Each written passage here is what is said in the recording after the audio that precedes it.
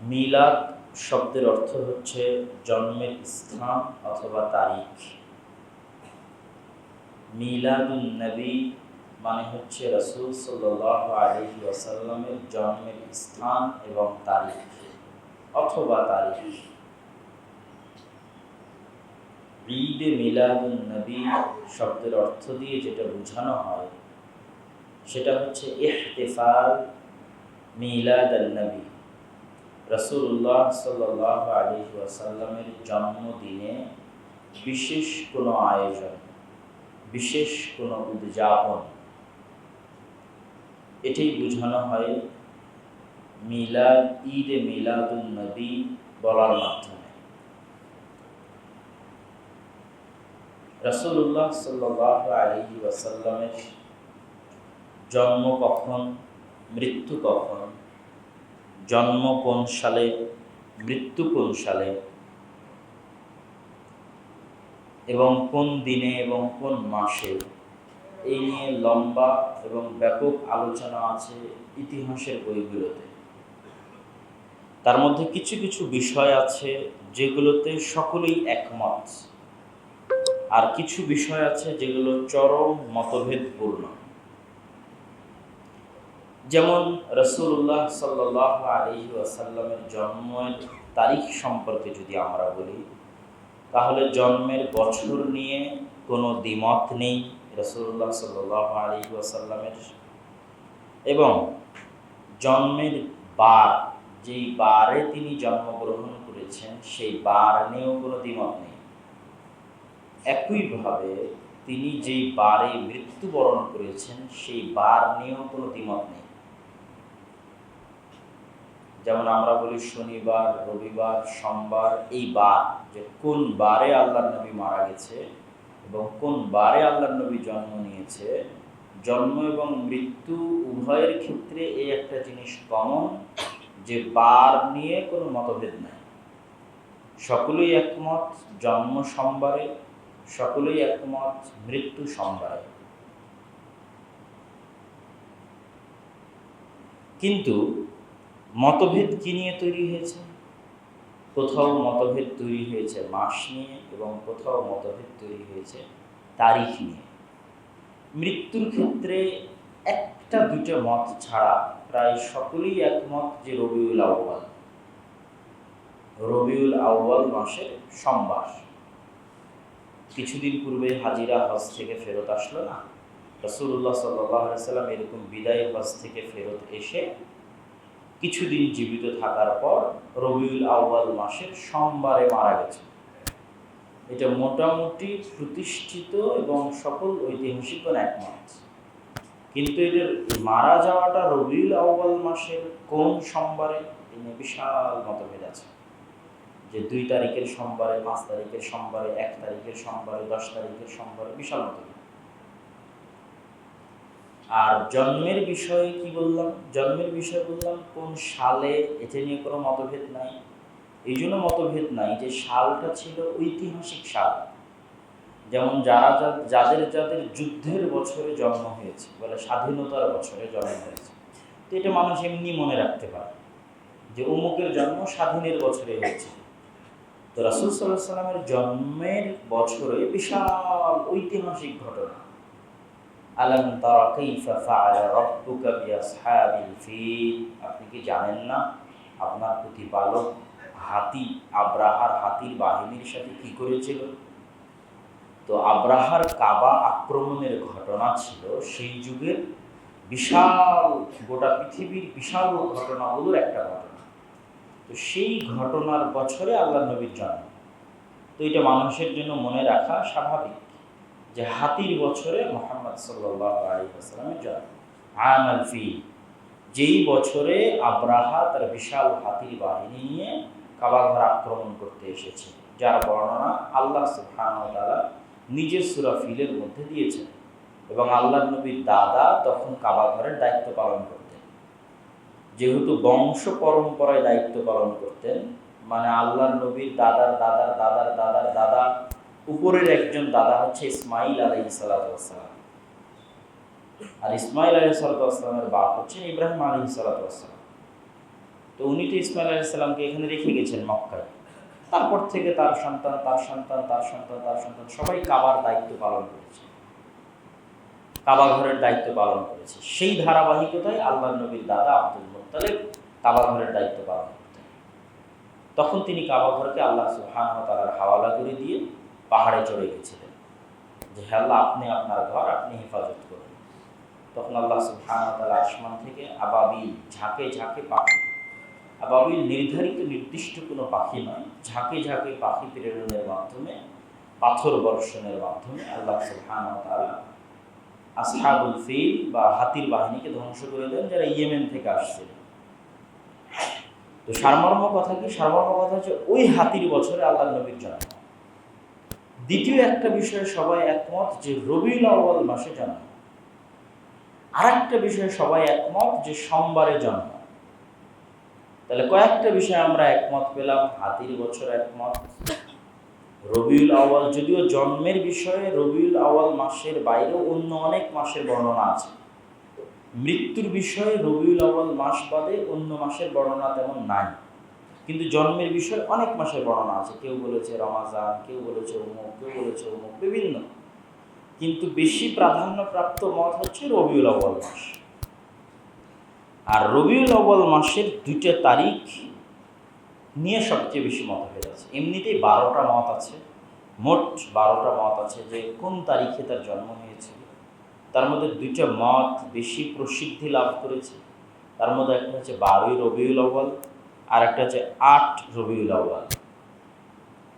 8 রবিউল আউয়াল সম্পর্কে আল্লামা কাসতালানি এবং জারকানি তাদের বর্ণনায় অধিকাংশ মুহাদ্দিস এবং 2 জন সাহাবী আব্দুল্লাহ ইবনে আব্বাস এবং জুবাইর ইবনে মুতঈম এবং অধিকাংশ ঐতিহাসিক ও সিরাত বিশেষজ্ঞদের মতে 8 রবিউল আউয়াল হচ্ছে হাতির বছরের রবিউল আউয়াল মাসের সোমবার, যেই সোমবারে রাসূলুল্লাহ সাল্লাল্লাহু আলাইহি ওয়াসাল্লাম জন্মগ্রহণ করেছিলেন। মুহাদ্দিসগণ বেশিরভাগ এই মতটাকে প্রাধান্য দিয়েছে। আর শুধু একজন সিরাত লেখক ইবনে ইসহাক, তিনি 12ই রবিউল আউয়ালের মত নকল করেছে, কিন্তু কোনো সানাদ উল্লেখ করেনি যে কে এই মতটি পেশ করেছে, কার পক্ষ থেকে পাওয়া যায়। কিন্তু ইবনে ইসহাকের সিরাত যেহেতু অনেক বেশি প্রসিদ্ধ, একজন প্রসিদ্ধ বক্তার মুখ থেকে মানুষ কিছু শুনলে ওটা বেশি ভাইরাল হয়। তো ইবনে ইসহাক যেহেতু বেশি প্রসিদ্ধ সিরাতের লেখক, এটাই বেশি গোটা দুনিয়াতে ভাইরাল হয়ে গেছে যে আল্লাহর নবীর জন্ম 12ই রবিউল আউয়াল। কিন্তু তিনি তার বইয়ে স্পষ্ট কোনো দলিল বা নাস পেশ করেননি যে 12ই রবিউল আউয়ালের জন্ম। এই গেল মোটামুটি রাসূলুল্লাহ সাল্লাল্লাহু আলাইহি ওয়াসাল্লামের জন্ম এবং মৃত্যুর দিন এবং তারিখ নিয়ে মতভেদ। আবারও যদি সারমর্ম করি, তাহলে রাসূল সাল্লাল্লাহু আলাইহি ওয়াসাল্লাম কোন সালে মারা গেছেন এটা নিয়েও মতভেদ নাই, কোন সালে জন্মগ্রহণ করেছেন এটা নিয়েও মতভেদ নাই। রাসূলুল্লাহ সাল্লাল্লাহু আলাইহি ওয়াসাল্লাম কোন বারে জন্মগ্রহণ করেছেন এবং কোন বারে মারা গেছেন এটা নিয়েও মতভেদ নাই। সোমবারে মারা গেছেন, সোমবারে জন্মগ্রহণ করেছেন। রাসূল সাল্লাল্লাহু আলাইহি ওয়াসাল্লাম কোন মাসে মৃত্যুবরণ করেছেন এটা নিয়ে মতভেদ অনেক অল্প, প্রায় সবাই একমত যে রবিউল আউয়াল মাস। কিন্তু কোন মাসে জন্মগ্রহণ করেছেন এটা নিয়ে ব্যাপক মতভেদ আছে। তবে বেশি প্রসিদ্ধ মত হচ্ছে রবিউল আউয়াল। রবিউল আউয়ালের তারিখ 12টা আছে, মানে মতের তারিখ। 2 তারিখে বেশি মত, এক 8 রবিউল আউয়াল, 2 12ই রবিউল আউয়াল। 8 তারিখ বিষয়ে আব্দুল্লাহ বিন আব্বাস এবং জুবাইর বিন মুতঈম সহ বেশিরভাগ মুহাদ্দিস 8 তারিখের পক্ষে। ইবনে ইসহাক সর্বপ্রথম যিনি তার বইয়ে 12ই রবিউল আউয়ালের মত নকল করেছেন সনদ ছাড়া, কিন্তু ওটাই বেশি ভাইরাল হয় এবং মানুষ উঠে গিয়ে মনে করে নেয় যে 12ই রবিউল আউয়াল। এই গেল মোটামুটি রাসূলুল্লাহ সাল্লাল্লাহু আলাইহি ওয়াসাল্লামের জন্ম এবং মৃত্যু নিয়ে সারমর্ম। এখন রাসূল সাল্লাল্লাহু আলাইহি ওয়াসাল্লামের জন্মকে লক্ষ্য করে বা মৃত্যুকে লক্ষ্য করে কিছু করণীয় করার মতো কোনো দলিল, কোনো হাদিসে, কোনো বইয়ে, কোনো ইমামের লেখনীতে 600 শতাব্দী হিজরির পূর্বে পাওয়া যায় না। তথা আবু হানিফা রাহিমাহুল্লাহ থেকে কেউ একটা বাক্য দেখাতে পারবে না যে আবু হানিফা রাহিমাহুল্লাহ মিলাদুন নবী সম্পর্কে কিছু লিখেছেন অথবা কিছু বলেছেন। আবু হানিফা রাহিমাহুল্লাহ বাদ দিলাম, ইমাম আবু ইউসুফ, ইমাম মুহাম্মদ, তার 2 জন প্রসিদ্ধ শাগরেদ, তাদের থেকেও দেখাতে পারবে না। ইমাম শাফিঈ আর এক মাযহাবের যিনি ইমাম, তার পক্ষ থেকেও দেখাতে পারবে না। ইমাম মালিক আর এক মাযহাবের যিনি ইমাম, তার পক্ষ থেকেও দেখাতে পারবে না। ইমাম আহমদ আর এক মাযহাবের যিনি ইমাম, তার পক্ষ থেকেও দেখাতে পারবে না। তথা 4 মাযহাবের 4 ইমামের পক্ষ থেকে কেউই এই বিষয়ে কোনো মন্তব্যই দেখাতে পারবে না। নাই তো দেখাবে কোথায় থেকে? তথা 600 শতাব্দী হিজরির আগে মানুষ এই নামের সাথে পরিচিতই ছিল না।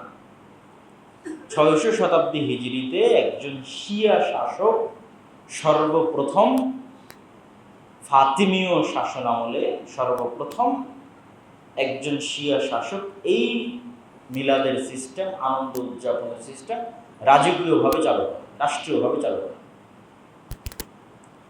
আর মানুষের স্বভাবজাত এবং জন্মগত স্বভাব হচ্ছে মানুষকে এক জায়গায় একত্রিত হয়ে মৌজ মাস্তি করতে ভালো লাগে, এক জায়গায় একত্রিত হয়ে খেতে ভালো লাগে, উদযাপন করতে ভালো লাগে। মানুষের কাছে অনুষ্ঠান পছন্দ। দৈনিক 5 বার সালাত আদায় করা কঠিন, কিন্তু একদিন শবে বরাতের দিন জমা হওয়া অনেক মজা আসে।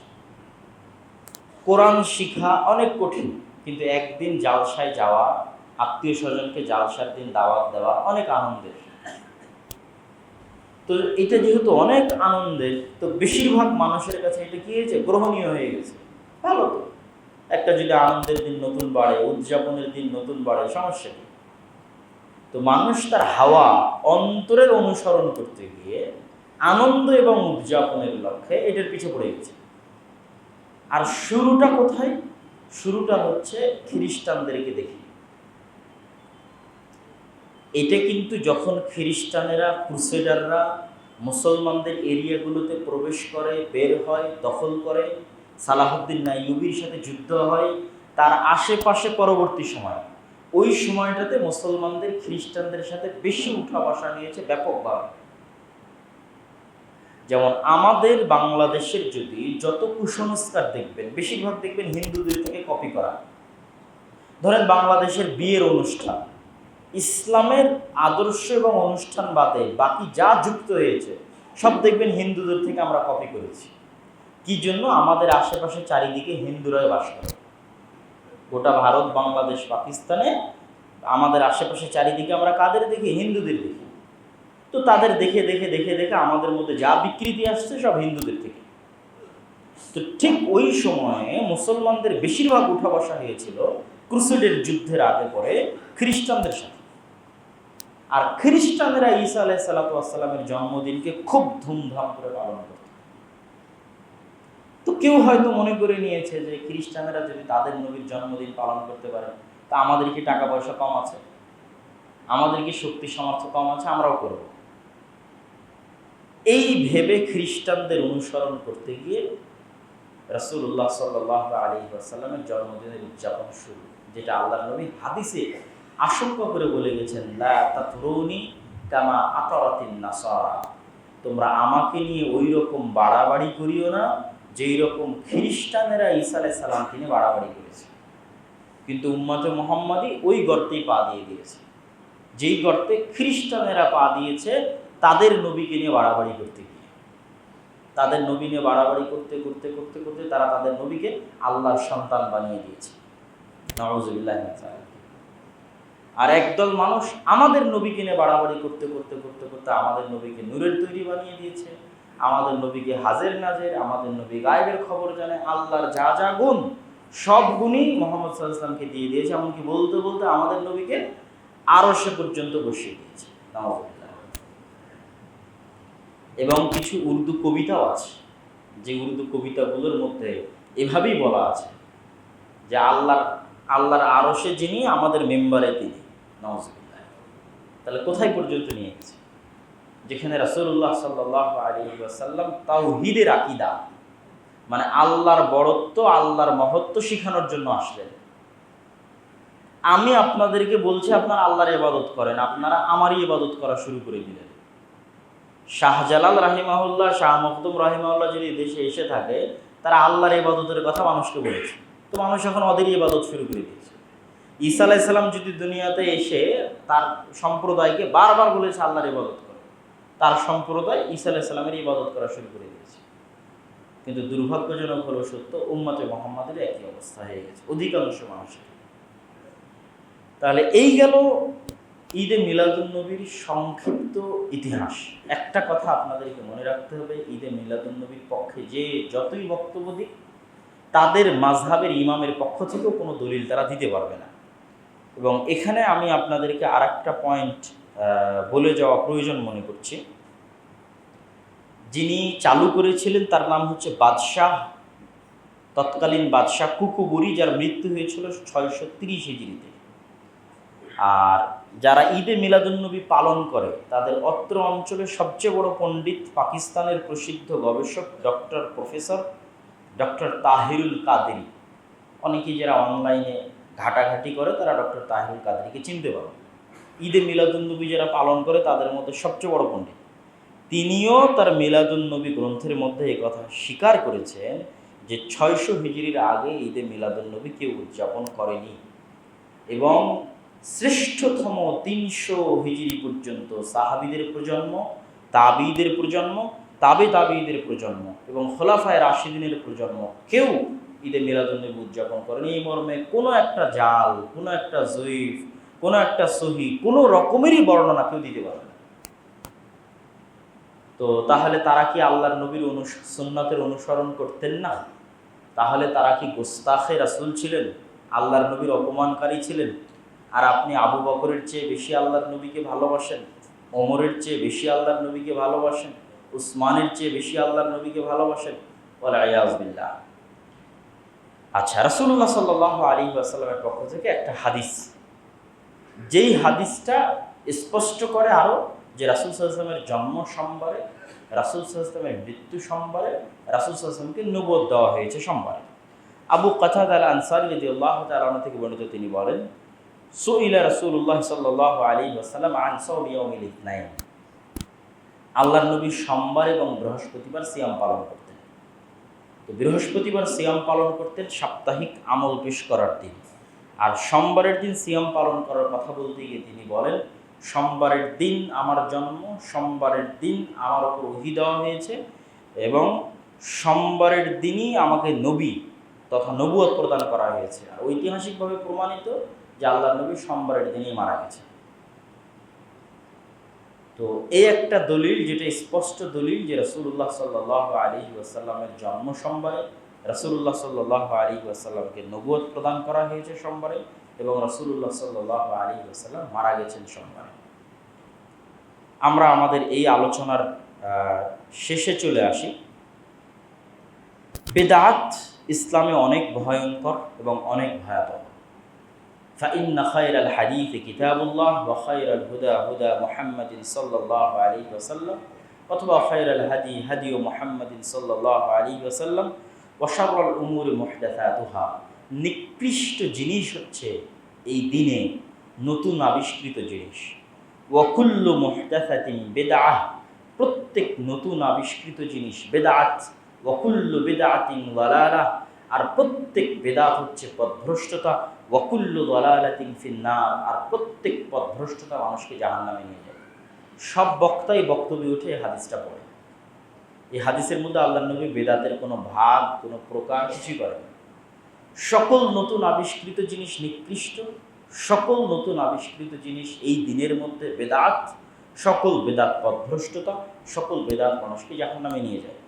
ওমান আহদাথা ফি আমরিনা হাযা মা লাইসা মিনহু ফাহুয়া রাদ্দুন, যে ব্যক্তি দিনের মধ্যে এমন কিছু আবিষ্কার করলো যা এই দিনের অন্তর্ভুক্ত নয়, তা বাতিল।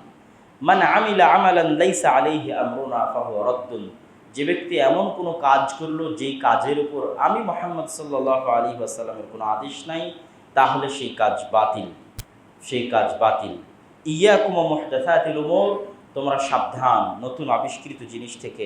ফা ইন্না কুল্লা মুহদাসাতিন বিদআহ, কেননা প্রত্যেক নতুন আবিষ্কৃত জিনিস বেদাত, এবং প্রত্যেক বেদাতি পথভ্রষ্টতা, এবং প্রত্যেক পথভ্রষ্টতায় মানুষকে জাহান্নামে নিয়ে যাবে। ওয়া আন্না হাযা সিরাতি মুস্তাকিমা, আর এটি আমার পথ, সিরাতে মুস্তাকিম। ফাত্তাবিউহু, তোমরা এই সিরাতে মুস্তাকিমের অনুসরণ করো। ওয়ালা তাত্তাবিউস সুবুলা, সিরাতে মুস্তাকিম বাদে আশেপাশের চতুর্দিকের অন্য কোনো পথ অবলম্বন করিও না। ফাতাফাররাকা বিকুম আন সাবিলিহি, তাহলে তোমরা পথ ভ্রষ্ট হয়ে যাবে। ইহদিনাস সিরাতাল মুস্তাকিম, হে আল্লাহ আপনি আমাদেরকে সিরাতে মুস্তাকিম দেখান। সিরাতাল্লাযীনা আনআমতা আলাইহিম, ওই রাস্তা যেই রাস্তার উপর তারা চলে গেছে যাদের উপর আপনি দয়া করেছেন। তাহলে 600 হিজরির পরে যাদের জন্ম তাদের উপর আল্লাহ দয়া করেছে না সাহাবীদের উপর আল্লাহ দয়া করেছে? আপনি কি মনে করেন কাদের উপর আল্লাহ দয়া করেছে? সাহাবীদের উপর আল্লাহ দয়া করেছে, কেননা তাদেরকে আল্লাহ নবীর সাহাবী হিসেবে চয়ন করা হয়েছে।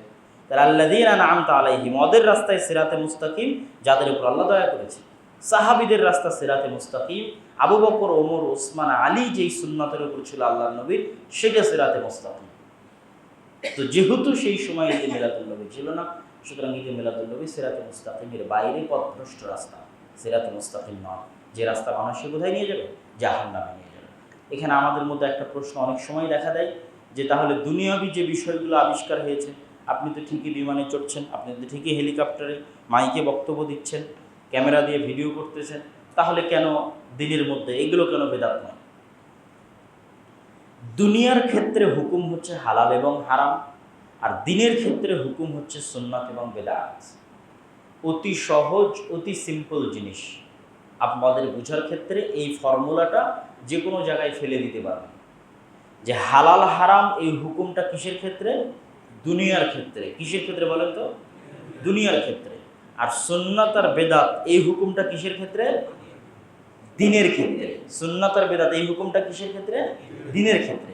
মানে এরকম ফতোয়া হবে না যে একসাথে হাত তুলে মোনাজাত করা হারাম, বরং ফতোয়া হবে একসাথে হাত তুলে মোনাজাত করা বেদাত। মানে এই জায়গায় হুকুম আরোপ হবে সুন্নাত অথবা বেদাত, কেননা এটা দিনের অংশ। আর হালাল আর হারামের হুকুম আরোপ হবে কোথায়? দুনিয়ার মধ্যে। তথা আপনার ব্যবসা বাণিজ্য, টাকা পয়সা যা বাইরে করতেছেন দুনিয়াবি জীবনে, ওগুলোর উপর হুকুম লাগবে হালাল না হারাম। হালাল হারামের ক্ষেত্রে মূলনীতি হচ্ছে আল্লাহর নবী যা হারাম করেছে তা বাদে সবই হালাল। এই জন্য উসুলে ফিকহে একটা কথা বলা হয়, আল আসলু আল হিল, আসল হচ্ছে হালাল, সবই হালাল। প্রত্যেক জিনিসের মধ্যে আসলটা হচ্ছে হালাল। হারাম অতটুকুই যতটুকু আল্লাহ হারাম করেছে, হারাম অতটুকুই যতটুকু আল্লাহর নবী হারাম করেছে। কিন্তু আসল কি? আসল হচ্ছে হালাল, সবই হালাল। আপনার চোখের সামনে আশেপাশে যা দেখছেন সবই হালাল, শুধু অতটুকুই হারাম যতটুকু আল্লাহ এবং আল্লাহর নবী হারাম করেছে। তাহলে আল্লাহর নবীর যুগে বিরিয়ানি ছিল না, আল্লাহর নবীর যুগে বার্গার ছিল না, পিৎজা ছিল না, আল্লাহর নবীর যুগে আপনারা বাঙালিরা যা খান এই ইলিশ মাছ আল্লাহর নবীর ওখানে ছিল না, আরও অনেক কিছু ছিল না, যেগুলো আপনারা নতুন নতুন দিন দিন আবিষ্কার করতেছেন। তাহলে মানুষ কিয়ামত পর্যন্ত যা আবিষ্কার করবে সবই হারাম, অতটুকুই হারাম যতটুকু আল্লাহর নবী হারাম করে গেছে। ব্যবসার যত ধরন আপনি বের করবেন সবই হালাল, যতক্ষণ না আল্লাহর নবীর ফরম্যাটের মধ্যে পড়ে যাচ্ছে যে এটা হারাম, এটা হারাম, এটা হারাম। ধোঁকা থাকলে হারাম, জুয়া থাকলে হারাম, এরকম অসংখ্য। গোস্তের মধ্যে বলে দিয়েছে যে রক্ত হারাম, মৃত হারাম, শুকুর হারাম, শিকারী যেগুলো বাঘ ভাল্লুকের মতো হিংস্র প্রাণী সেগুলো হারাম, যাদের দাঁত আছে এরকম শিকার করতে পারে সেগুলো হারাম, যারা থাবা দিয়ে শিকার করে সেগুলো হারাম। এখন এ বাদে যা আছে সবই তোমরা খাও, এ বাদে যা আছে তোমরা যত আইটেম তৈরি করতে পারো, যত আইটেম আবিষ্কার করতে পারো, জমিন থেকে উৎপাদন করতে পারো, সবই হালাল। কুলু মিন তাইয়্যিবাতি মা রাযাকনাকুম, আমি তোমাদেরকে যা রিজিক দিয়েছি তা থেকে সবই হালাল, অতটুকুই হারাম যতটুকু আল্লাহ এবং আল্লাহর নবী হারাম করেছে। আর দিনের ক্ষেত্রে সবই বেদাত, আল আসলু আল বিদআহ। দিনের ক্ষেত্রে কি বললাম বলেন তো? সবই বেদাত, অতটুকুই সুন্নাত যতটুকু আল্লাহ এবং আল্লাহর নবী করতে বলেছে। সম্পূর্ণটা বিপরীত, সবই বেদাত। করতে হলে দলিল দিয়ে করতে হবে, দলিল নাই বেদাত করার কোনো অপশনও নাই, সুযোগও নাই, চান্সও নাই। তখন আর এই প্রশ্ন করতে পারবেন না আপনি তো মসজিদ পাকা করেছেন, টাইল দিয়েছেন, ওগুলো বেদাত নয়, কোনো মুক্ত মুখ জ্ঞান। এগুলো হচ্ছে দুনিয়াবি বিষয়। দুনিয়াবি বিষয়ে যা আসবে সবই হারাম, অতটুকুই হারাম যতটুকু হারাম করা হয়েছে। তথা দুনিয়ার ক্ষেত্রে হারামের দলিল লাগবে, আর দিনের ক্ষেত্রে করার জন্য দলিল লাগবে, আর দুনিয়ার ক্ষেত্রে বিরত থাকার জন্য দলিল লাগবে। দুনিয়ার ক্ষেত্রে আপনি বলতে পারবেন এটা হারাম কোথায় দলিল দেখাও, এটা বলতে পারবেন না যে হালাল কোথায় দলিল দেখাও, এটা বলতে পারবেন না। দুনিয়ার ক্ষেত্রে যদি আপনি বলেন এটা যে হালাল দলিল দেখাও, এই কথা চলবে না। আপনি এটা বলতে পারবেন হারাম কোথায়, দলিল দেখো। হালালের কোনো দলিল পাবেন না, সবই হালাল। দলিল লাগবে কিসের? হারামের।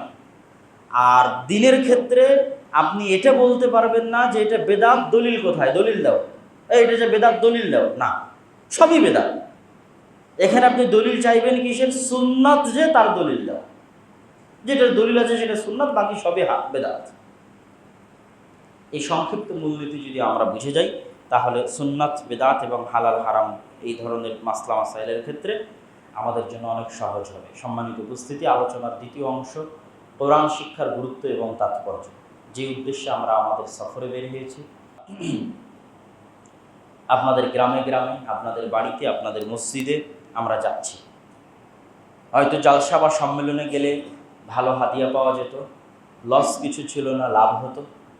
কিন্তু সেটা বাদ দিয়ে নিজ খরচে আপনাদের মসজিদে মসজিদে যাওয়া, আপনাদের বাড়িতে বাড়িতে, অলি গলিতে, কোথাও রাস্তা আছে, কোথাও রাস্তা নেই, কোথাও মোটরসাইকেল, কোথাও পায়ে হেঁটে, কোথাও গাড়িতে, এটার পিছনে আমাদের এরকম কোনো উদ্দেশ্য নয় যে আপনাদের কাছ থেকে টাকা নিব, এরকম কোনো উদ্দেশ্য নয় যে আপনাদের থেকে খাবার নেব। আমাদের উদ্দেশ্য হচ্ছে, আমরা চাই প্রত্যেকটা মসজিদে কোরআন শিক্ষা কার্যক্রম চালু হোক। আর চালু করার জন্য কিছু মানুষ উদ্বুদ্ধ হয়ে দায়িত্ব নিক। কেননা দায়িত্বশীল ছাড়া আমি আপনার মুখের খাবার তুলে দিতে পারবো না। আমার দায়িত্বশীল লাগবে যে দায়িত্ব পালন করতে পারবে। আর কোরআন শিক্ষা ছাড়া আমরা জাতিগতভাবে আযাবের শিকার হব, গজবের শিকার হব। কোরআন শিক্ষা ছাড়া আমরা ব্যক্তিগতভাবে কিয়ামতের দিন বিপদের মুখোমুখি হব।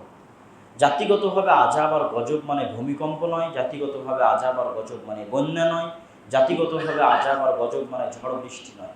জাতিগতভাবে আযাব এবং গজব মানে হচ্ছে বিধর্মীদের আল্লাহ আমাদের উপর চাপিয়ে দিবে। যেমনভাবে হালাকু খা, চেঙ্গিস খা বাগদাদে ঢুকে লক্ষ লক্ষ মুসলমানের মাথা কেটেছিল, যেমনভাবে বৌদ্ধরা রোহিঙ্গাদের হত্যা করতেছে, যেমনভাবে ইসরায়েলিরা ফিলিস্তিনিদের হত্যা করতেছে, এগুলো যেমনভাবে রাজা ফার্ডিন্যান্ড, রানী ইসাবেলা স্পেনের মুসলমানদের উপর অত্যাচারের স্টিমরোলার চালিয়েছিল, এগুলোর সবগুলোরই বাহ্যিক কারণ যাই থাকুক, আসল কারণ হচ্ছে আল্লাহর দিন ছেড়ে দেওয়া, আল্লাহর কিতাব ছেড়ে দেওয়া। তাদের বাড়িতে, তাদের ঘরে আল্লাহর কিতাব যেমন হয়ে গেছে, আল্লাহ তাদেরকে তেমন বানিয়ে দিয়েছে। তাদের বাড়িতে, তাদের ঘরে আল্লাহর নবীর দিন সুন্নাত যেমন হয়ে গেছে, আল্লাহ তাদেরকে তেমন বানিয়ে দিয়েছে। আমরাও যদি জাতিগতভাবে কোরআন ছেড়ে দিই, কোরআন না শিখি, কোরআন না পড়ি, কোরআন না বুঝি, তাহলে আল্লাহ আমাদের উপর বিধর্মীদের চাপিয়ে দিবে, যারা আমাদের জবাই করবে, যারা আমাদের হত্যা করবে, যারা আমাদের নির্বিচারে গুলি করবে, বম মেরে হত্যা করবে। কেউ দেখার থাকবে না, কেউ বলার থাকবে না। উম্মতে মুহাম্মাদের উপর আযাব মানে বন্যা নয়, উম্মতে মুহাম্মাদের উপর গজব মানে ভূমিকম্প নয়, উম্মতে মুহাম্মাদের উপর আযাব এবং গজব মানে ঝড় বৃষ্টি নয়।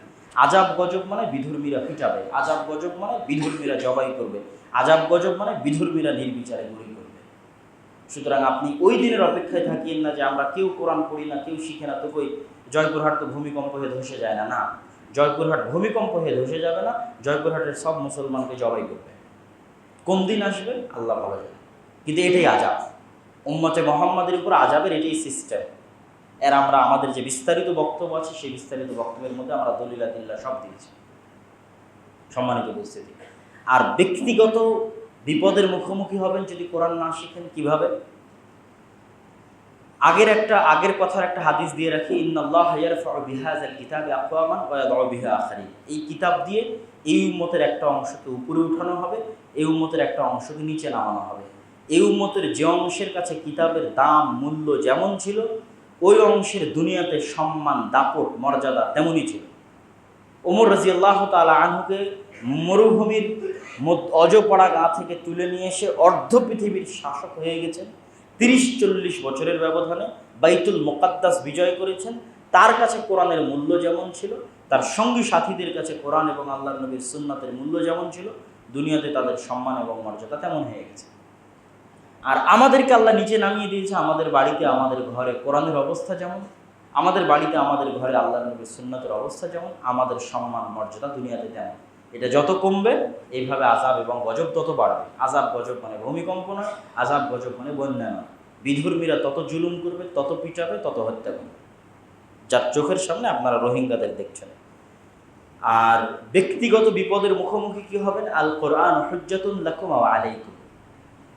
মানুষের হাত যেমন সাক্ষী দেয়, মানুষের পা যেমন সাক্ষী দেয়, মানুষের মাটি যেমন সাক্ষী দেয়, ঠিক তেমন কোরআন কিয়ামতের মাঠে সাক্ষী দিবে। কোরআন যদি শুধু পড়লে পক্ষে সাক্ষী দিত তাহলে কোনো চিন্তা ছিল না, যে পড়লাম নেকি পেলাম, না পড়লে কোনো সমস্যা নাই। কিন্তু না, পড়লে নেকি, না পড়লেও বিপদ।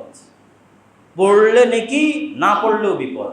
পড়লে নেকি, না পড়লেও বিপদ। না পড়লে কি বিপদ? আপনার বিপক্ষে সাক্ষী দিবে, সব জায়গায় আপনার বিপক্ষে থাকবে। কবরে আপনার বিপক্ষে থাকবে, কিয়ামতের মাঠে আপনার বিপক্ষে থাকবে। তখন কোরআন একাই যথেষ্ট হবে আপনাকে জাহান্নামে নিয়ে যাওয়ার জন্য, কেননা ও আপনার বিপক্ষে চলে গেছে। সম্মানিত উপস্থিতি, এই জন্য কোরআন ব্যক্তিগতভাবে আপনার বিপদের কারণ হবে কবরে, ব্যক্তিগতভাবে আপনার বিপদের কারণ হবে পরকালে কিয়ামতে, যদি আপনি কোরআনকে আপনার পক্ষে না আনেন। কেমনে পক্ষে আনবেন?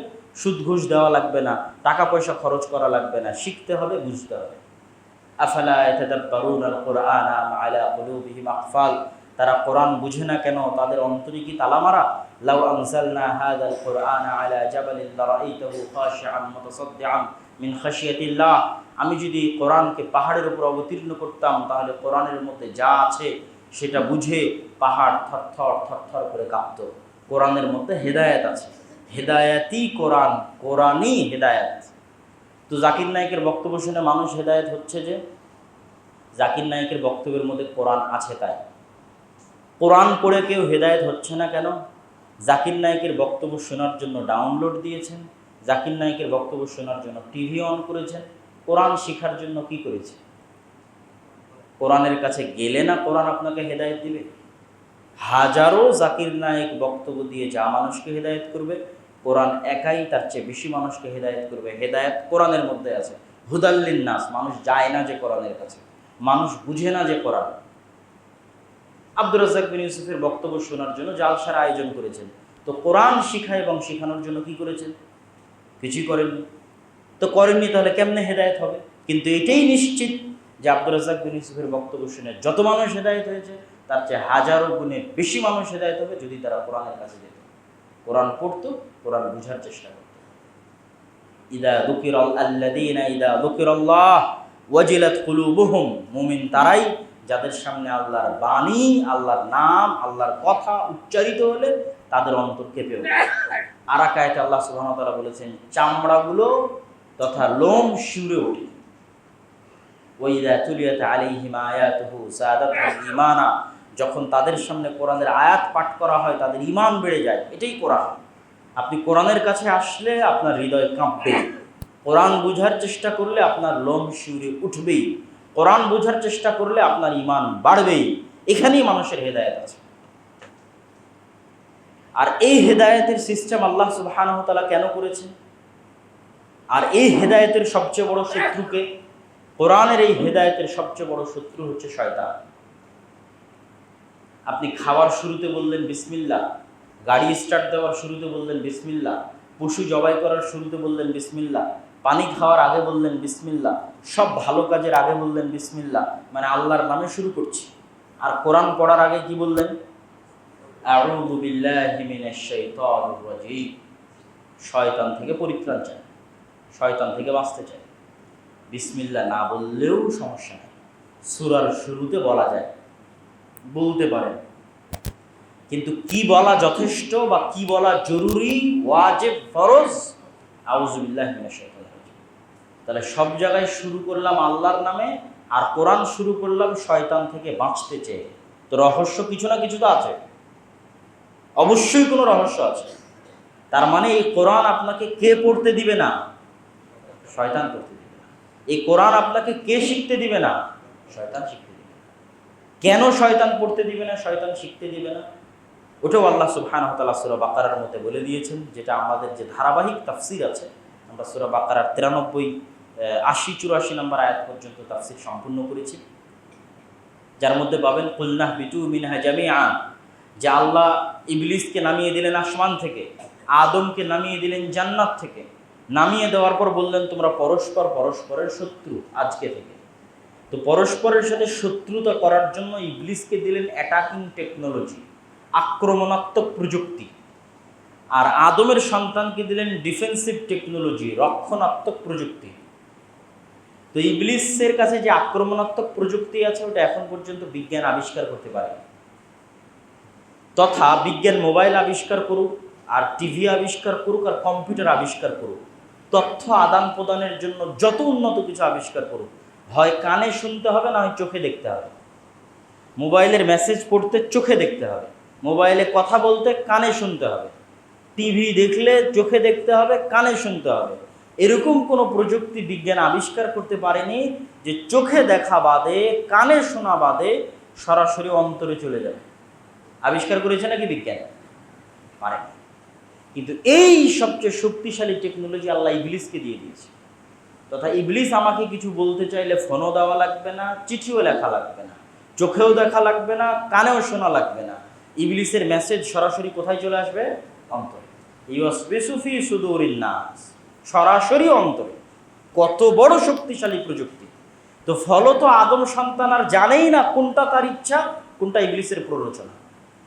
আপনি যে বিড়ি খাচ্ছেন, আপনি জানেনই না যে বিড়ি খাওয়াটা সত্যিই আপনার ইচ্ছা না ইবলিসের প্ররোচনা। কেন এত শক্ত করে বলতেছি? এই জন্য শক্ত করে বলতেছি যে সকল আদমের সন্তান ইসলামের উপর জন্ম হয়েছে, সকল আদমের সন্তানের ফিতরাতের উপর জন্ম হয়েছে। তো ফিতরাতের উপর জন্ম নেওয়া একজন, সে অবশ্যই জানে না, যেহেতু সে বিড়ি খাচ্ছে এবং নিজের ইচ্ছা মনে করে বিড়ি খাচ্ছে, সেহেতু অবশ্যই সে জানে না এটা তার ইচ্ছা না ইবলিসের প্ররোচনা। জানে না। কেননা ইবলিস তো আর চোখের সামনে এসে বলবে না, কানে এসে বলবে না, এখানে দিবে। তো মনে করে এটা আমারই ইচ্ছা। ঘুষ খাচ্ছে, মনে করে আমারই ইচ্ছা। সুদে লোন নিচ্ছে, মনে করে আমারই ইচ্ছা। নামাজ পড়তে আসে না, মনে করে আমারই ইচ্ছা। কিন্তু একটাও যে তার ইচ্ছা নয়, সবই যে শয়তানের প্ররোচনা, বুঝতে পারে না। আর এই অ্যাটাকিং এর মোকাবেলায় আদম সন্তানকে আল্লাহ ডিফেন্সিভ, রক্ষণাত্মক কি দিলেন? ফাইম্মা ইয়াতিয়ান্নাকুম মিন্নি হুদান ফামান তাবিআ, আমার পক্ষ থেকে নবী যাবে, রাসূল যাবে, কিতাব যাবে। কোনটা তোমার ইচ্ছা আর কোনটা ইবলিসের প্ররোচনা, এটা নবীর হাদিস আর আল্লাহর কিতাব পড়লে বুঝতে পারবা। নাহলে তোমার বোঝার ক্ষমতা নাই বাবা যে কোনটা তোমার কল্যাণ, কোনটা তোমার অকল্যাণ। তুমি গেছো, তুমি যেটাই মনে করো না কেন যে এটা আমি করতে চাচ্ছি আমার ভালোর জন্য, এই বুঝার ক্ষমতা তোমার নাই। কেননা ইবলিসকে আমি ক্ষমতা দিয়ে দিয়েছি ডাইরেক্ট তোমার অন্তরে মেসেজ করা। বুঝবা কেমনে? নবী পাঠাবো, রাসূল পাঠাবো, কিতাব পাঠাবো। তাহলে এখন তোমার সুদ খেতে মন চাচ্ছে, তাহলে সুদ খাওয়াটা তোমার ইচ্ছা না ইবলিসে তোমার অন্তরে মেসেজ করে দিল? কোরআন পড়ে দেখো। যদি দেখো আল্লাহ কোরআনে বলেছে সুদ খাওয়া হারাম, তাহলে বুঝবা খবরদার যে এটা তোমার ইচ্ছা আসলে নয়, এটা ইবলিস প্ররোচনা দিয়েছে। অতএব বেঁচে থাকার চেষ্টা করো। ভয়ঙ্কর পরীক্ষা আদম সন্তানের জন্য। দ্বিতীয় আরেকটা কি আল্লাহ দিয়েছে? অফার। আল্লাহ সুবহানাহু ওয়া তাআলার পক্ষ থেকে বিশাল অফার, যে আমার নবী, আমার রাসূল এবং আমার কিতাব যাওয়ার পরেও যদি ইবলিসের প্ররোচনায় পড়ে তোমরা পথভ্রষ্ট হয়ে যাও, তোমরা ভ্রান্ত পথে চলে যাও, গুনাহ করে ফেলো, তাহলে রাত দিন 24 ঘন্টা পরিশ্রম করে ইবলিস তোমাদের দিয়ে যা গুনাহ করাবে, সকাল থেকে সন্ধ্যা পর্যন্ত পরিশ্রম করে তোমাদের দিয়ে যা গুনাহ করাবে, তোমার জন্ম থেকে মৃত্যু পর্যন্ত পরিশ্রম করে যা গুনাহ করাবে, আমার নবী পাঠানোর পরেও, আমার কিতাব পাঠানোর পরেও, আমার রাসূলের হাদিস থাকার পরেও ইবলিস তোমাদেরকে দিয়ে যা যা গুনাহ করাবে সারা জীবনে, তোমরা যদি আল্লাহকে একবার বলো আল্লাহ ভুল হয়ে গেছে, ক্ষমা করে দেন, আমি আল্লাহ ক্ষমা করে দেব। ইবলিসের সকল চেষ্টাকে বাতিল করে দিয়ে ক্ষমা করে দেব। তাহলে ইবলিসের কবল থেকে বাঁচানোর জন্য কিতাব দিয়ে পাঠিয়েছি, নবী দিয়ে পাঠিয়েছি। তাও যদি ভুল হয়, ক্ষমার রাস্তা ওপেন আছে। ক্ষমা চায় কে? চায় না তো কেউ, কিন্তু ক্ষমার রাস্তা খোলা আছে। এই লম্বা আলোচনা বুঝিয়ে কি বলতে চাচ্ছি, যে এবার আপনি বুঝবেন কেন আল্লাহ বলেছে আউযু বিল্লাহি মিনাশ শাইতানির রাজিম। কেন ইবলিস কখনোই চাইবে না যে আপনি কোরআন পড়েন। কেন ইবলিস থেকে বাঁচার জন্যই তো আপনাকে কোরআন দেওয়া আছে। ইবলিসের ষড়যন্ত্র কোরআনে ফাঁস করা আছে। ইবলিসের সকল ফাঁদ কোরআনে উন্মুক্ত করে দেওয়া আছে। সুতরাং যে কোরআনের কাছে যাইবে, যত বেশি যাবে তত কম ওই ইবলিসের ফাঁদে পা দেবে। এই জন্য ইবলিস চাইবে না যে মানুষ কোরআন পড়বে। আর ইবলিস যে আছে, শয়তান যে আছে, এটাও আপনাকে বিশ্বাস করতে হবে। এটা বিশ্বাস না করলে যুদ্ধ শুরু হবে না। আপনি যদি মনে করেন যে আমি আমার ইচ্ছাতেই বিড়ি খাচ্ছি, আমার ইচ্ছাতেই গান শুনছি, আমার ইচ্ছাতেই অশ্লীল দৃশ্য দেখছি, তাহলে তো আপনি অস্ত্র আগেই সারেন্ডার করে দিয়েছেন। যুদ্ধ তো হবেই না। আপনাকে আগে মনে করতে হবে যে আপনার অন্তরে শয়তান মেসেজ দিতে পারে, তখন না। ধরেন ইবলিস যদি আপনার সামনে এসে বলতো এই গান শোন, তাহলে আপনি চিন্তা করতেন শুনবো না শুনবো না। ইবলিস যদি আপনাকে মেসেজ দিত এই তুই গান শোন, তাহলে আপনি চিন্তা করতেন শুনবো না শুনবো না। এই চিন্তাটা আপনার মনের মধ্যে কখন আসবে? যখন আপনি বিশ্বাস করবেন যে শয়তানের ক্ষমতা আছে আমার অন্তরে মেসেজ দেওয়া। সুতরাং যেটাই আমি করতে চাচ্ছি সেটা করার আগে আমাকে ভাবতে হবে এটা আমার না ইবলিসের। যদি আপনি ভেবে নেন যে সবই আপনার ইচ্ছা, তাহলে আপনি যুদ্ধ করতে পারবেন না, যুদ্ধ আগেই হেরে গেছেন। যুদ্ধর শুরুটা হবে তখনই যখন আপনি বিশ্বাস করবেন শয়তান আছে এবং সে আমার অন্তরে মেসেজ দিতে পারে, তখন যুদ্ধটা স্টার্ট হবে। হারেন জিতেন পরের কথা, ক্ষমার রাস্তা তো আল্লাহ খোলা রেখেছে। কিন্তু আপনি গান যদি শোনারই ইচ্ছা করে, অবশ্যই এটা মনে করে শুনিয়েন যে ইবলিসে আমাকে শোনার জন্য প্ররোচনা দিয়েছে, আপনার ইচ্ছা নয়। কেননা আপনি মুসলমান হয়ে জন্ম নিয়েছেন, সবাই পৃথিবীর সবাই ফিতরাতের উপর জন্ম নিয়েছে। আপনি আল্লাহর কাছে রুহের জগতে তার রবুবিয়ত তার উলুহিয়ত মেনে এসেছেন। সুতরাং এটা কোশ্চেন কালো আপনার ইচ্ছা নয়, এটা ইবলিসের প্ররোচনা। তাহলে যুদ্ধটা স্টার্ট হয়। এই জন্যই রাসূলুল্লাহ সাল্লাল্লাহু আলাইহি ওয়াসাল্লাম যখন বলেছেন তোমরা বিসমিল্লাহ বলো, তখন বলেছেন বিসমিল্লাহ না বললে শয়তান খাবে। যখন বলেছেন তোমরা আসসালামু আলাইকুম বলে বাড়িতে প্রবেশ করো, তখন বলেছেন আসসালামু আলাইকুম না বললে বাড়িতে শয়তান বাস করবে, আর বললে শয়তান থাকবে না। বিসমিল্লাহ বলে খেলে শয়তান খাবে না। এই জন্য তিনি বলেছেন যখন তোমরা বাথরুমে যাবে তখন এই দোয়া পড়ো, তাহলে শয়তান লজ্জা স্থান দেখবে না, না বললে দেখবে। যখন স্ত্রীর কাছে যাবে তখন এই দোয়া পড়ো, তাহলে সন্তান শয়তানের সংস্পর্শে আসবে না, না হলে সন্তান শয়তানের সংস্পর্শে আসবে। তাহলে আপনার কি মনে হয়, হয় মুহাম্মদ সাল্লাল্লাহু আলাইহি ওয়াসাল্লাম উল্টা পাল্টা বকতেছে নাউজুবিল্লাহ, আর না হলে শয়তান সত্যি আছে এবং অনেক ভয়ঙ্কর। কথা কি আমার বোঝা যায়? না হলে প্রতি ধাপে ধাপে তিনি শয়তান থেকে বাঁচা শিখাচ্ছেন। খেতে বসলেও শয়তান, বাড়িতে ঢুকলেও শয়তান, গাড়িতে উঠলেও শয়তান, টয়লেটে গেলেও শয়তান, স্ত্রীর কাছে গেলেও শয়তান। তো হয় মুহাম্মদ সাল্লাল্লাহু আলাইহি ওয়াসাল্লাম উল্টাপাল্টা বকতেছেন নাউজুবিল্লাহ, আর না হয় শয়তান সত্য এবং অনেক অনেক ভয়ঙ্কর। এই জন্যই আল্লাহ কোরআনের শুরুতে আপনাকে আগেই শয়তান ধরিয়ে দিয়েছে। বলো আউযু বিল্লাহি মিনাশ শাইতানির রাজিম, শুরু করার আগে বলো আউযু বিল্লাহি মিনাশ শাইতানির রাজিম। কেননা ও অনেক ভয়ঙ্কর এবং সত্য। এটা বিশ্বাস করতে হবে যে সত্য এবং ভয়ঙ্কর, তাহলে যুদ্ধ শুরু হবে শয়তানের সাথে। নাহলে গেছেন আপনি ইবলিসের গোলাম, ইবলিসের দাস, শেষ। আপনি আর আল্লাহর বান্দা, আল্লাহর দাস হওয়ার সুযোগ পাবেন না। সম্মানিত উপস্থিতি, আল্লাহ সুবহানাহু ওয়া তাআলা আমাদেরকে এতগুলো কথা আপনাদের সামনে বললাম কি জন্য? যে কোরআনের গুরুত্ব বোঝার জন্য। আর এটা আরো প্রমাণ করে যে কোরআন কি শুধু মাদ্রাসার ছাত্রের জন্য না, সবার জন্য? সবার জন্য। কেন ইবলিসের কবল থেকে বাঁচতে চাইবে যে তারই কোরআন লাগবে। এটা শুধু মাদ্রাসার ছাত্র, হুজুর, আলেম ওলামা দিয়ে কথা না, হিফজখানার ছাত্রদের কথা না, সবাইকে কোরআন শিখতে হবে, পড়তে হবে, বুঝতে হবে। সবার কাছে আল্লাহ কোরআন পাঠিয়েছে। কিন্তু দুঃখজনক হলো সত্য কি, আমাদের মসজিদগুলো টাইলস হয়ে যাচ্ছে, এসি হয়ে যাচ্ছে, কিন্তু কোরআন শিক্ষার ব্যবস্থা নেই। এবং এই ভয়াবহতা এবং এই ভয়ঙ্করতা উম্মতে মুহাম্মাদির আজকের যুগে টপ লেভেল থেকে নিম্ন লেভেল পর্যন্ত একই। টপ লেভেল মানে মুসলিম বিশ্বের যারা উন্নত কান্ট্রি, যান দুবাই, যান কাতার, যান সৌদি, তাদের মাথায় কি পর্যটন আর বিনোদন। সবচেয়ে বড় ইনভেস্ট হচ্ছে পর্যটনে আর বিনোদনে। শিক্ষা কোনো খবর নাই। খবর নাই মানে যে তারা করতেছে না তা না, কিন্তু মূল ফোকাস শিক্ষাই নয়। তাদের মূল ফোকাস কি? পর্যটন আর বিনোদন। আর বাংলাদেশ পাকিস্তানের মতো রাষ্ট্রের মূল ফোকাস কি? দুইটা কামলা বিদেশে পাঠিয়ে রেমিটেন্স ইনকাম করা। যদিও তারা আমাদেরই ভাই, কিন্তু আমি কামলা কথাটা বলতেছি আমাদের বাস্তবতা বোঝানোর জন্য। অথবা গার্মেন্টসের মাধ্যমে দুইটা টাকা ইনকাম করা, এটাই শেষ। আর উন্নয়ন বলতে রাস্তাঘাট, ব্রিজ, কালভার্ট, রেল, শিক্ষা, জ্ঞান, পড়াশোনা কোনো খবর নাই, কেউ জানে না। এবার মসজিদ কমিটির কাছে আসেন, এখনই যদি মসজিদ কমিটি করে দিই তাহলে এই মসজিদে এসি নাই তো এসি লাগানোর ব্যবস্থা করবে, ছাদ নাই ছাদ দেওয়ার ব্যবস্থা করবে, টাইলস নাই টাইলস দেওয়ার ব্যবস্থা করবে। শিক্ষা, জ্ঞান, কোনো কথা নাই, কোনো খবর নেই। এবার ইউরোপ এবং আমেরিকায় যান, ইউরোপ এবং আমেরিকার যদি আপনি বাসে ওঠেন তাও দেখবেন ৩-৪ জন বই পড়তেছে। যদি পার্কে যান তাও দেখবেন পাবেন মানুষ বই পড়তেছে। যদি প্লেনে উঠেন তাও দেখবেন কেউ না কেউ বই পড়তেছে। অথচ সে অমুসলিম, অথচ তার গায়ে কাপড় নাই, সে বেপর্দা, তার অন্তরে ঈমান নাই, কিন্তু সে বই পড়তেছে। তার পকেটে আপনার চেয়ে দামি আইফোন আছে, কিন্তু সে বই পড়তেছে। কেননা তারা জ্ঞান দিয়ে পৃথিবী শাসন করে। ইউরোপ এবং আমেরিকার কাছে সৌদি, দুবাই, কাতারের মতো গ্যাসও নাই, তেলও নাই, কিন্তু পৃথিবী তারাই শাসন করে। কেন? তাদের কাছে অক্সফোর্ড আছে, ক্যামব্রিজ আছে, হার্ভার্ড আছে, নাসা আছে, যা সৌদির নাই, যা কাতারের নাই, যা দুবাইয়ের নাই, যা মুসলমানদের কারো কাছে নাই। 500 বছর এগিয়ে আছে শিক্ষা এবং জ্ঞান। এটা দিয়ে তারা পৃথিবী শাসন করতেছে। তাদের মূল ইনভেস্টটা যায় শিক্ষার পেছনে, মূল বিনিয়োগটা যায় শিক্ষার পেছনে।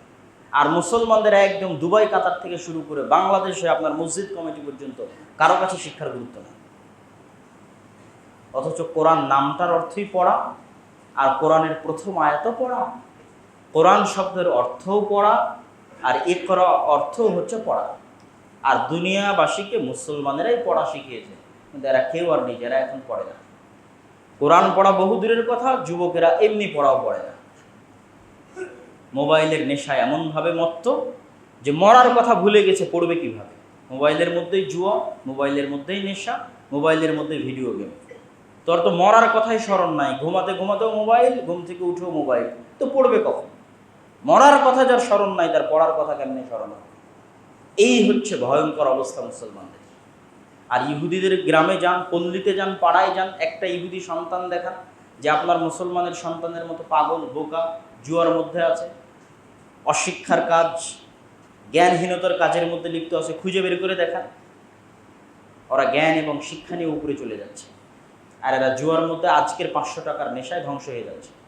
আর ওরা জানে যে আমি যদি আজকের 500 টাকায় পা দিই, তাহলে যেই দিন মারা যাব ওই দিনও আমার ইনকাম করার ক্ষমতা 500 টাকাই থাকবে। আর যদি আজকের 500 টাকায় পা না দিয়ে জ্ঞান অর্জন করি, তাহলে একদিন আমার এই ক্ষমতা 500 কোটি, 5 লক্ষ কোটি, 5000 কোটি হতে পারে। এই ছোট্ট জিনিস মুসলমানেরা বুঝে না। সুতরাং মুসলমানদের কারো কাছে উপর থেকে নিচ পর্যন্ত শিক্ষা এবং জ্ঞানের গুরুত্ব নাই। এই জন্য আমরা দাওয়া ইলাল্লাহর পক্ষ থেকে আমাদের সাধ্যে যতটুকু আছে, আমাদের সাধ্যে মসজিদ আছে, আমাদের সাধ্যে মাদ্রাসা আছে। মাদ্রাসা তো চলছে, কিন্তু মাদ্রাসায় তো আর সবাই যায় না। 98% ছেলে যায় স্কুলে, 2% যায় মাদ্রাসায়। এই 98% সন্তান যারা স্কুলে যায়, তাদেরকে ন্যূনতম দ্বীনের জ্ঞান, ন্যূনতম ইসলামের জ্ঞান দেওয়ার একটাই মাধ্যম হচ্ছে মসজিদ। মসজিদে কোরআন শিক্ষা কার্যক্রম চালু করা, মসজিদে দ্বীন শিক্ষা কার্যক্রম চালু করা, বা চালু থাকলে আরও শক্তিশালী করা, আরও চাঙ্গা করা। আমরা এই উদ্যোগ নিয়ে বের হয়েছি। এই উদ্যোগ নিয়ে গোটা বাংলাদেশ আমাদের সফর চলতেছে। যতদূর আমরা সম্পূর্ণ করতে পারি সেই উদ্যোগ নিয়ে আপনাদের জয়পুরহাটে আজকে প্রবেশ করেছি। আপনারা যারা যেখানে দায়িত্ব নিতে পারবেন, ছবি তোলা লোক দিয়েও কাজ হবে না, জালসা নেওয়া লোক দিয়েও কাজ হবে না। কথা একদম ক্লিয়ার। জালসা নেওয়া লোক দিয়েও কাজ হবে না, ছবি তোলা লোক দিয়েও কাজ হবে না। কোরআন শিখার দায়িত্ব নিতে পারবেন মসজিদে এরকম যারা, তারা অবশ্যই আমাদের সাথে যোগাযোগ করবেন এবং চেষ্টা করবেন সবাই যেখানে আছেন সেখানে মুসলমানদের শিক্ষার ন্যূনতম ব্যবস্থা নিয়ে কাজ করার।